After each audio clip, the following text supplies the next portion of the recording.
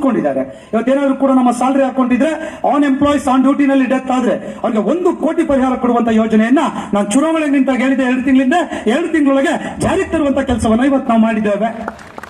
ನಾನು ಚುನಾವಣೆ ನಿಂತಾಗ ಹೇಳಿದೆ ಆ ಸ್ಕೀಮ್ ಅನ್ನು ಜಾರಿಗೆ ತರ್ತೇವೆ ಅಂತೇಳಿ. ಅದಕ್ಕೆ ಜಾರಿಗೆ ತಂದ ಎಲ್ಲ ಬ್ಯಾಂಕರ್ಸ್ ಕೂಡ ಇದ್ದಾರೆ. ನಿಮ್ಮ ಸ್ಯಾಲರಿ ಅಕೌಂಟ್ ಇದ್ರೆ ಸಾಕು, 1 ಕೋಟಿ ಪರಿಹಾರ ಡೆತ್ ಆದ್ರೆ NPS ಗೆ 10 ಪೈಸಾ ಬರೋದಿಲ್ಲ, ಅಟ್ಲೀಸ್ಟ್ 1 ಕೋಟಿ ಸಿಗತ್ತಲ್ರಿ. ಅವ್ನ ಕುಟುಂಬಕ್ಕೆ ಒಂದು ನೆಮ್ಮದಿ ಆಯ್ತಲ್ರಿ. ಯಾರಾದ್ರೂ ಆಕ್ಸಿಡೆಂಟ್ ಅಲ್ಲಿ ಡೆತ್ ಆದ್ರೆ 25 ಲಕ್ಷದವರೆಗೆ ಅವ್ನ ಟ್ರೀಟ್ಮೆಂಟ್ ಪರಿಹಾರ ಕೊಡುವಂತದ್ದಿದೆ. ಪರ್ಸನಲ್ ಲೋನ್, ಹೌಸಿಂಗ್ ಲೋನ್ ಎಲ್ಲ ಕೂಡ ಕಡಿಮೆ ರೇಟಲ್ಲಿ ಕೊಡಬೇಕು ಅನ್ನುವಂತ ಒಂದಿಷ್ಟು ಚರ್ಚೆಗಳಾಗಿದೆ. ಆ ಎಲ್ಲ ಕೆಲಸಗಳನ್ನು ಕೂಡ ಈಗಾಗಲೇ ಮಾಡ್ತಾ ಇದ್ದೀವಿ. ಇದೆಲ್ಲ ಕೂಡ ಸಂಘಟನೆ ಯೋಚನೆಯನ್ನು ಮಾಡಿ ಅಧಿಕಾರಿಗಳು ಸರ್ಕಾರದ ಮನವೊಲಿಸಿ ಕೆಲಸ ಮಾಡ್ತಾ ಇದೆ. ಹೆಲ್ತ್ ಸ್ಕೀಮ್ ತುಂಬಾ ಹತ್ರ ಬಂದಿದ್ದೀವಿ. ಬಹುಶಃ ತಿಂಗಳಲ್ಲಿ ಲಾಂಚ್ ಆಗ್ಬೋದು. ಎಲ್ಲ ಎಂಪ್ಲಾಯೀಸ್, ನಮ್ಮೆಲ್ಲ ಫ್ಯಾಮಿಲಿಗೆ, ಎಲ್ಲ ಕಾಯಿಲೆಗಳಿಗೆ ಅದು 10 ಲಕ್ಷ ಆಗಲಿ 20 ಲಕ್ಷ ಆಗಲಿ, ನಮ್ಮೆಲ್ಲ ಎಂಪ್ಲಾಯೀಸ್ ಫ್ಯಾಮಿಲಿಗೆ 100% ಕ್ಯಾಶ್ಲೆಸ್ ಟ್ರೀಟ್ಮೆಂಟ್ ತರುವಂತ ಯೋಜನೆ ಇನ್ನೊಂದು ತಿಂಗಳಿಗೆ ಜಾರಿಗೆ ತರ್ತೀವಿ, ಬಿಡೋದಿಲ್ಲ. ಮೊನ್ನೆ ಎಲ್ಲ ಕೂಡ ಫಾಲೋ ಅಪ್ ಮಾಡಿದ್ದೀನಿ. ನಾನು ಯಾವ್ದು ಹೇಳ್ಕೊಳಕ್ ಹೋಗೋದಿಲ್ಲ, ಕೆಲಸ ಆಗ್ಬೇಕದು. ಇಡೀ ರಾಜ್ಯದಲ್ಲಿ ನಮ್ಮ ದೇಶದ ಯಾವ ರಾಜ್ಯದಲ್ಲೂ ಕೂಡ ಇಲ್ಲ ಒಂದು ಅದ್ಭುತವಾಗಿರುವಂತಹ ಪರಿಕಲ್ಪನೆ ಯೋಜನೆ. ಇನ್ patient, out patient, surgery, medicine ಎಲ್ಲದಕ್ಕೂ ಕೂಡ ರೀ ನೀವು ಇಲ್ಲಿ ಯಾವ್ದು ಕಾರ್ಪೊರೇಟ್ ಆಫೀಸ್ಗೆ ಹೋಗಿ ಹಾಸ್ಪಿಟಲ್ಗೆ ಹೋದ್ರೆ ಸಾಕು, ಅದು 10 ಲಕ್ಷ ಬಿಲ್ ಆಗಲಿ 20 ಲಕ್ಷ ಆಗಲಿ ₹1 ನೀವು ಕೊಡಂಗಿಲ್ಲ. ನೀವು ನಿಮ್ಮ ಫ್ಯಾಮಿಲಿ ಫ್ರೀ ಟ್ರೀಟ್ಮೆಂಟ್ ತಗೊಂಡು ಬರುವಂತ ಒಂದು ಅದ್ಭುತವಾಗಿರುವಂತ ಯೋಜನೆ. ಹೊಡಿರಿ ಚಪ್ಪಾಳೆನಾ?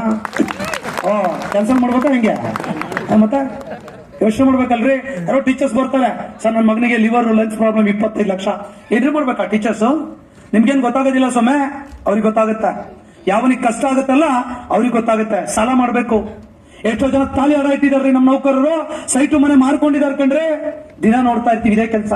ಮನೆ ಯಾರೋ ಹೆಣ್ಮಗಳು, ನಮ್ಮ ಟೀಚರ್ ಅವರ ಮಗಳು ಸುಮಾರು 13 ಕೋಟಿ ಖರ್ಚಾಗಿದ್ದಾರೆ. ಅವಳಿಗೆ ಹೆಂಗ್ರಿ ಬರ್ಸ್ಬೇಕು ಟೀಚರ್? ಮಗಳು ಉಳಿಸ್ಕೋಬೇಕಾ ಬೇಡ್ಬೇಕಾ? ಮಗಳನ್ನ ಸಾಯಿಸೋ ಪರಿಸ್ಥಿತಿ ಬಂದು ನಿಂತಿತ್ತು. ಇವತ್ತು ಈ ಸ್ಕೀಮ್ ಬಂದಿದ್ದಕ್ಕೆ ಸ್ವಾಭಿಮಾನದಿಂದ ಕಿಡ್ನಿ, ಕ್ಯಾನ್ಸರ್, ಹಾರ್ಟ್ ಪೇಷಂಟ್ ಏನಾಗ್ಲಿ ನನ್ನ ಕುಟುಂಬವನ್ನು ಉಳಿಸ್ಕೊಳ್ತೀನಿ ಅನ್ನುವಂತ ಒಂದು ಧೈರ್ಯ ಬಂತಲ್ಲ, ಅದು ಸಂಘಟನೆ ಕೊಟ್ಟಂತ ಕೊಡುಗೆ. ಹೇಳ್ಬೇಕಲ್ಲ ಇದು ನೀವು ಮಾಲಕರ ಕಡೆ. ಇದೆಲ್ಲ ಮಾಡ್ತಾ ಇರೋದು ನಿಮ್ಗೆಲ್ಲ ಕೂಡ ಗೊತ್ತಿರುವಂತ ವಿಚಾರ ಅಂತ ಹೇಳಿ ಅಂದ್ಕೊಳ್ತೇನೆ. ಇದ್ರ ಜೊತೆ ಮನೆ 7th ಪೇ ಕಮಿಷನ್ ಆಯ್ತು. ಎಲ್ರಿಗೂ 25, 30, 40 ಸಾವಿರದವರೆಗೆ ಜಾಸ್ತಿ ಆಯ್ತು. ಮನೆಯಾಗ ಹೈಸ್ಕೂಲ್ ಟೀಚರ್ ಸಿಕ್ಕಿದ್ರು, ಸ್ಯಾಲರೀಸ್ ಜಾಸ್ತಿ ಇದೆ. ಪ್ರೈಮರಿ ಸ್ಕೂಲ್ ಟೀಚರ್ ಯಾವುದೇ ಇಲಾಖೆ EMI, ಫ್ಯಾಮಿಲಿ ಕಮಿಟ್ಮೆಂಟ್. ನಾನು ಯಾವ್ದೋ ಒಂದು ಜಿಲ್ಲೆಯಲ್ಲಿ ಹೋಗಿದ್ದೆ, ಅವ್ಯಾರೋ ಟೀಚರ್ ಬಂದು ನನಗೆ ಹಾಕಿದ್ರು. ಏನಕ್ಕೆ ಅಂತ ಕೇಳಿದೆ. ಸ್ವಾಮಿ ಪ್ರತಿ ತಿಂಗಳು 20,000 ರೂಪಾಯಿ ಸಾಲ ಕಟ್ತಾ ಇದೆ, ನನ್ನ ಪರಿಸ್ಥಿತಿ ಹೆಂಗಾಗಿತ್ತು ಅಂದ್ರೆ ನೇಣಾಕೊಳ್ಳೋ ಪರಿಸ್ಥಿತಿ ಬಂದಿದೆ. ನೀವು ಪೇ ಕಮಿಷನ್ ಕೊಟ್ರಿ, ಆ 20,000 ರೂಪಾಯಿ EMI ಸೆಟ್ ಆಗಿ ನಂಗೆ ಉಳಿಯಕ್ಕೆ ಶುರುವಾಯ್ತು. ನಾನು ನನ್ನ ಕುಟುಂಬ ನೆಮ್ಮದಿಯಿಂದ ಇದೆ ಸ್ವಾಮಿ, ಅದಕ್ಕಾಗಿ ಹಾರಾಗ್ತಾ ಇದ್ದೀನಿ ಅಂತಂದ್ರು. ಅಟ್ಲೀಸ್ಟ್ ನೀವು ಹಾರಾಕೋದು ಬೇಡ, ಮನೇಲಿ ಪೂಜೆ ಮಾಡ್ತಾ ನಮ್ಮ ಸಂಘದಿಂದ ಇದಾಗಿದೆ ಅಂತ ಹೇಳಿ ನೀವು 4 ಕಡೆ ಹೇಳ್ಬೇಕಲ್ಲ ಇದನ್ನ. ಏನ್ ಪುಕ್ಷಟ ಕೊಟ್ಟನ ಷಡಾಕ್ಷರಿ? ಏನ್ ಸಿದ್ದರಾಮಯ್ಯನವ್ರ ಏನ್ ದಾನಕ್ಕೆ ಕೊಟ್ರಾ? ಚರ್ಚೆ ಮಾಡೋದು ಸುಲಭ, ಅದು ಕೂತಲ್ಲಿ ಚರ್ಚೆ ಮಾಡೋದು ಸುಲಭ. ಇಲ್ಲಿ ನಿಂತ್ಕೊಂಡು ಮಾತಾಡ್ಬೇಕು ನೀವು. ಸರ್ಕಾರದ ವಿರುದ್ಧ ಅಟ್ಯಾಕ್ ಮಾಡಕ್ ಹೋದ್ರೆ ಸಸ್ಪೆಂಡ್ ಮಾಡ್ತೀನಿ ಅಂತಾರೆ, ಡಿಸ್ಮಿಸ್ ಮಾಡ್ತೀನಿ ಅಂತಾರೆ, ಅರೆಸ್ಟ್ ಮಾಡ್ತೀನಿ ನೋಡ್ತೀಯ ಅಂತಾರೆ. ಇವೆಲ್ಲ ಫೇಸ್ ಮಾಡ್ಕೊಂಡು ನಾವು ಬಂದಿರೋರು ಇಲ್ಲಿ. ಅದೆಲ್ಲ ಮೀರ್ಬಿಟ್ಟು ಮುಂದಕ್ಕೆ ಬರ್ತೀನಿ ಸ್ವಾಮಿ. ಮುಂದೆ ಏನಾದ್ರು ಇದ್ರೆ ಹೇಳಿ, ಸಾಯಿಸೋ ಸಿಸ್ಟಮ್ ಇದ್ರೆ ಹೇಳಿ, ಅದೊಂದು ಕೆದ್ರಕೊಳ್ತೀನಿ, ಉಳಿದಿದ್ ಕೆದ್ರಲ್ಲ ಅಂತ ಹೇಳ್ತೀವಿ ಸರ್ಕಾರಕ್ಕೆ. ಯಾಕೆ ಹೇಳ್ತೀವಿ ಹೇಳಿ? ಧೈರ್ಯ. ನಾಳೆ ನನ್ನ ನೌಕರಿ ಹೋದ್ರೆ ಯಾರು ಬರ್ತಾರೆ? ನೀವೇನೋ ಆರಾಮ್ ಸಂಬಳ ತಗೊಂಡು ಆರಾಮ್ ಇರ್ತೀರಾ. ಇವೆಲ್ಲ ಎದುರಾಕೊಂಡು ಸಂಘಟನೆಯಲ್ಲಿ ಕೆಲಸ ಮಾಡಬೇಕು. ಸಂಘಟನೆ ಅಂದ್ರೆ ಷಡಾಕ್ಷರು ತುಂಬಾ ಸ್ಮಾರ್ಟ್ ಇದಾರೆ, ಒಳ್ಳೆ ಕಾರ್ ಇದೆ, ಒಳ್ಳೆ AC ಚೇಂಬರ್ ಇದೆ, ಬಿಂದಾಸ್ಕಂಡ್ರಿ. ಅವ್ರಿಗೇನ್ರಿ ನಮ್ಮ ಅಧ್ಯಕ್ಷ ಇದಾರೆ, ಒಳ್ಳೆ ಊಟ ಗೀಟ ಹಾಕಿಸ್ತಾರೆ. ಚಿಕನ್ ಮಟನ್ ನಾನೇನ್ ತಿನ್ನಲ್ಲ, ಒಂದು ಮಟನ್ ತಿನ್ನಲ್ಲ, ನಾನು ಪ್ಯೂರ್ ವೆಜಿಟೇರಿಯನ್ ಅಂದ್ಕೊಂಡಿರ್ತೀರಾ. ಆಗಿಲ್ಲ ವಾಸ್ತವ. ಅಧ್ಯಕ್ಷಗಳಿಗೆ ನಮ್ಮದೇ ಒತ್ತಡಗಳಿರ್ತವೆ. ಫ್ಯಾಮಿಲಿ ಎಲ್ಲ ಬಿಟ್ಟು ಇವತ್ತು ಸಂಘಟನೆ ಕಟ್ತಾ ಇದೀವಲ್ಲ, ಕೆಲಸ ಮಾಡ್ತಾ ಇದೀವಲ್ಲ. ಎಷ್ಟು ಜನ ಸೀನಿಯರ್ಸ್ ಗಳಿದ್ದೀರಾ? ಮಾಜಿ ಅಧ್ಯಕ್ಷಗಳು ಎಷ್ಟು ಜನ ಇದ್ರು? ಗದಗಿಗೆ ಎಷ್ಟು ಬಾರಿ ಬಂದಿರೋ ಟ್ರ್ಯಾಕ್ ರೆಕಾರ್ಡ್ ತೆಗೆದು ನೋಡ್ರಿ. ನಾನು ಬಹುಶಃ 8ನೇ ಬಾರಿ ನಾನು ಗದಗಿಗೆ ಬಂದಿದ್ದೇನೆ ಕೇವಲ 5 ವರ್ಷದಲ್ಲಿ. ಹೇಗೆ ಸಾಧ್ಯ ಆಯ್ತು? ನಮ್ದು ಯಾರು ರಿಲೇಷನ್ಸ್ ಗಳಿಲ್ಲ ಇಲ್ಲಿ. ನಿಮ್ ಜೊತೆ ನೀವೇ ನಮ್ಮ ರಿಲೇಷನ್ಸ್ ಗಳ. ಮಾತಾಡ್ಬೇಕು, ಒಂದು ಚರ್ಚೆ ಮಾಡಬೇಕು, ಸಂಘಟನೆ ಜಾಗೃತಿ ಮೂಡಿಸಬೇಕು, ಸಂಘಟನೆ ಕಟ್ಟಬೇಕು. ಈ ನಾಡಿಗೆ ಒಂದು ಹೊಸ ಪರಂಪರೆ ಶಕ್ತಿಯನ್ನ ಮುಂದಿನ ದಿನಗಳಲ್ಲಿ ಬಿಟ್ಟೋಗ್ಬೇಕು ಅನ್ನುವಂತ ಕಾರಣಕ್ಕಾಗಿ ಇವತ್ತು ನಾವ್ ಇಲ್ಲಿಗೆ ಬರ್ತಾ ಇದ್ದೇವೆ ಅನ್ನೋದನ್ನ ಹೇಳಿಕೆ ಬಯಸ್ತೇನೆ. ಇಷ್ಟೇ ಸಮಸ್ಯೆ ಮುಗಿತಾ? ನಮ್ಮ ಮುಂದೆ ದೊಡ್ಡ ಸವಾಲುಗಳಿದೆ ರೀ. ಇನ್ನು NPS ಆಗಿಲ್ಲ, ಸೆಂಟ್ರಲ್ ಪೇ ಕಮಿಷನ್ ಆಗಿಲ್ಲ. ಬರಬೇಕು, ಜನ ಬರಬೇಕು, ಹೇಳ್ಬೇಕು 4 ಕಡೆ. ನಾಳೆ ಹೋರಾಟಕ್ಕೆ ಕರೆ ಕೊಟ್ರೆ ನೀವೆಲ್ಲ ಕೂಡ ರಸ್ತೆಗಿಳಿಬೇಕು, ಬೀದಿಗಿಳಿಬೇಕು. ಅಟ್ಲೀಸ್ಟ್ ಆಫೀಸನ್ನ ತೊರೆದು ನಾವೆಲ್ಲ ಕೂಡ ಸಂಘಟನೆಗೆ ಕೈ ಜೋಡಿಸ್ಬೇಕಲ್ಲ. ಸುಮ್ಮನೆ ಹಂಗೆ NPS OPS ಆಗ್ಬಿಡುತ್ತಾ? ಸಾಧ್ಯ ಇಲ್ಲಲ್ಲ. ಸೆಂಟ್ರಲ್ ಪೇ ಕಮಿಷನ್ ಆಗುತ್ತಾ? ಸಾಧ್ಯ ಇಲ್ಲ. 15-16 ಸಾವಿರ ಕೋಟಿ ಬಜೆಟ್ ಬೇಕಾಗ್ತದೆ ಅದಕ್ಕೆ. ಈಗಾಗಲೇ 7th ಪೇ ಕಮಿಷನ್ ರೆಕಮೆಂಡ್ ಆಗ್ಬಿಟ್ಟಿದೆ. ಏನಂತ ರೆಕಮೆಂಡೇಶನ್ ಆಗಿದೆ ಡಾಕ್ಟರ್ ಸುಧಾಕರ್ ಅವರು? ನೀವೆಲ್ಲ ಓದೋದು ಕಲಿಬೇಕು. 500 ಪೇಜ್ ಪೇ ಕಮಿಷನ್ ರಿಪೋರ್ಟ್ ಇದೆ, ರೀಡ್ ಮಾಡಿ ದಯಮಾಡಿ.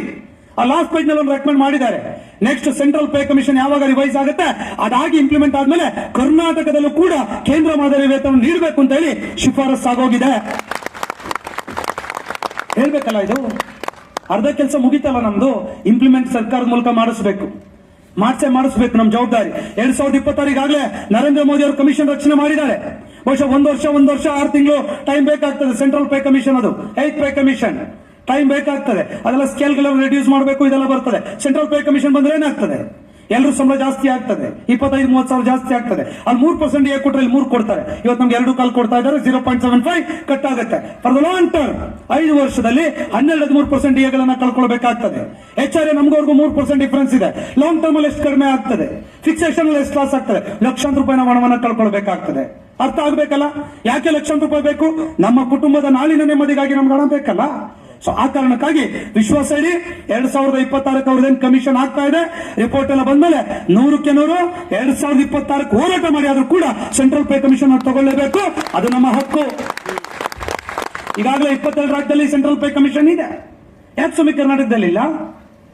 ಯಾಕೆ ಕರ್ನಾಟಕದಲ್ಲಿ ಇಲ್ಲ? ಯೋಚನೆ ಮಾಡಬೇಕಲ್ಲ. ಯಾರಿಗೂ ಕೂಡ ಗೊತ್ತಿರೋದಿಲ್ಲ. ಇಲ್ಲ ಸಂಘ ಹಂಗೆ ಹಿಂಗೆ ಅಂತ ಹೇಳಿ ನಾನು ಕಳೆದ ಬಾರಿ ಹೇಳಿದ್ದೆ ಸೆಂಟ್ರಲ್ ಪೇ ಕಮಿಷನ್ ಕೊಡ್ತೀವಿ. ಬಟ್ 7th ಪೇ ಕಮಿಷನ್ ಕೊಟ್ರೆ ಇವತ್ತು ನಮ್ಮ ಸಂಬಳ ಕೂಡ ಜಾಸ್ತಿ ಆಗುತ್ತೆ. ಅದು ಸಿಕ್ಕಿದ್ರೆ ಸ್ವಲ್ಪ ಬೋನಸ್ ಸಿಗುತ್ತೆ ಅಂತ ನಾವು ವೇಟ್ ಮಾಡಿದ್ದೇವೆ. ಈಗ ಸೆಂಟ್ರಲ್ ಪೇ ಕಮಿಷನ್ಗೆ ಕೂಡ 2026-27ಕ್ಕೆ ನಾವು ಸೀರಿಯಸ್ ಡ್ರೈವ್ ಅನ್ನು ಮಾಡಬೇಕು. ನೀವು ಮನೇಲಿ ಕೂತ್ರೆ ಆಗೋದಿಲ್ಲ. ಸಂಘಟನೆ ಕರೆಯನ್ನು ಕೊಟ್ಟಾಗ ನಾವೆಲ್ಲ ಕೂಡ ಎಲ್ಲ ತೀರ್ಮಾನಕ್ಕೆ ಬದ್ಧ.